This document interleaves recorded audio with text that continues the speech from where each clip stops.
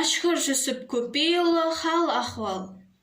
Жігіттер жақсы қайда өнер шашқан, жүдеген ғаріптердің көңілін ашқан. Ана озық, мен кейін қалам ба деп көз салып, бірін-бірі шамаласқан. Сүрініп ат аяғы кетер болса, дұшпан түгіл, досын да табыласқан. Бұл жұртта сұмырай нәрсе толып жатыр, өтірік, ұрлық, өсек араласқан. Өңшең сәурік, текемен бұқашықтар бір-бірін сүзіп, жаншып, жараласқан.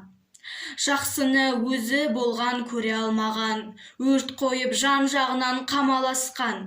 Ақылшы шықты бізге үй басынан, данышпан, ойы зерек жұрттан асқан.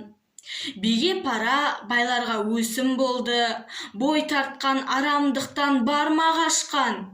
Сен кімнен қорқасың деп жел береді, кісі жоқ қой деп тұғын жұртты басқан.